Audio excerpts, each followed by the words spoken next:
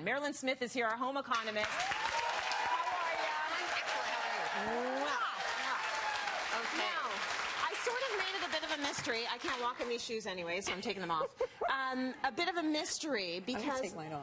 It's one of you're going to take yours off too. Yeah, they're killing me. I want people to understand that everything old is new again, but things come back for a reason. So this is about making lunches, but making lunches a little bit easier because we're going to focus on what?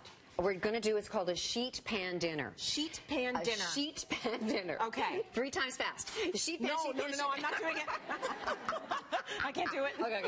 Okay, but you know, in the 30s, they would do like one roast and have like leftovers for the week, and then Friday they would have fish, and then they would repeat, right? So it was all in the oven, though. That dinner was cooked in the oven, and so it was an oven dinner. And then as a recession hit, people try to, they try to save money by doing one meal in one place. You know, like crock pots are kind of the same idea. Yes. But a sheet pan dinner is just a fancy name for cooking everything in the oven at the same time. Okay, so it does make it easier. It's totally easier, and it's very in style again right now. It's very hot. I mean, you cannot go onto social media without seeing like 40,000, sheet pans. Okay. I always go, I looked at them all and went, yeah, okay, I can do better. Anyway, okay, so that's so smart. Anyway.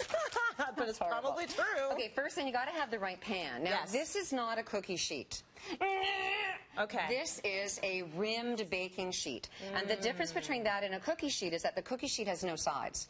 And so the heat would circulate around. If you're baking cookies in a pan like this, they get soggy because they're steaming. How many of you are baking your cookies in this? I am. Okay, yeah, all right. I totally have been, so that's good to know. This is wrong. This is right. So that's grounds for culinary hell if you're cooking cookies. Oh, dear. But this is fabulous for a sheet pan, okay? Because you wouldn't cook it on a non-rim pan because all the stuff would fall off, that's right? All right. Now, my other trick, which I think I'm going to go get a Nobel Peace Prize for, is that I don't like washing dishes. As a matter of fact, I hate it. Yes. So I line everything with parchment paper, and I don't like that it's all bumpy and sticks up and you can't put anything in it. So I put it in water, and yes, Mairlyn Smith, Nobel Peace Prize. Pretty wet much. Parchment paper. Anyway, so then, but the trick is you have to shake it out. So I just don't want to get us wet because we look cute. So hang on. Because you don't want it to be wet on the pan. Not That's too ruin wet. Everything. Not too wet. I mean, if you're a lot of people have been telling me they've been using this for baking, and you see, like, look, it's all malleable. Yay! Okay, it's perfect. So it's perfect. If you're going to do wet parchment paper for baking, then make sure that you get a tea towel or something, and then blot it because you don't want to put. You would never do that with cookies. Right. No, but maybe like a date square or brownies. Okay. But just pat it dry, okay? Got it. All right, so now the trick is that we're going to put everything in one bowl and then put it on there, okay? So you start off with what's going to go into it. Right. And here's my other little home economist tip. So if you're measuring oil, if there's oil in the recipe, there's 2 tablespoons of canola oil in here. And then if it calls for a sweetener, like honey, then you measure it into the measuring spoon and it just slides right out. Oh, so, nice. Yeah.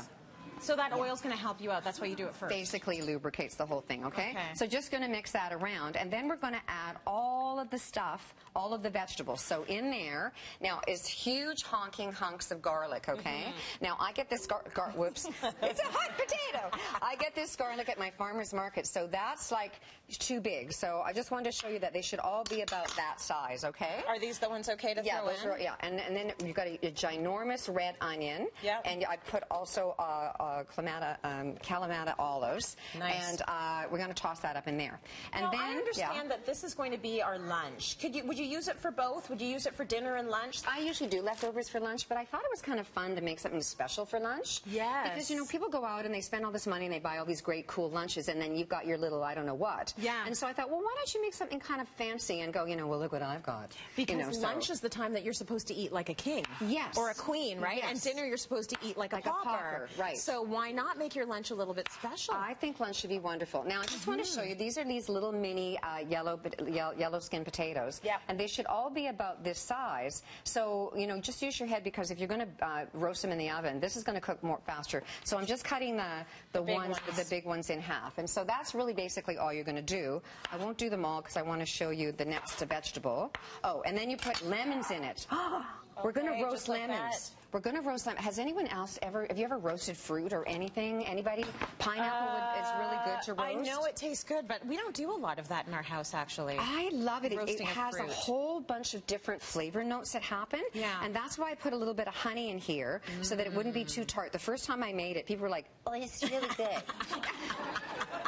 You're like, liars. Whoa, yeah, right. Anyway, so you toss that up, but now we're going to do an eggplant. Okay, so this is a really big eggplant, and I like baby eggplants because they not have any seeds and they're not bitter.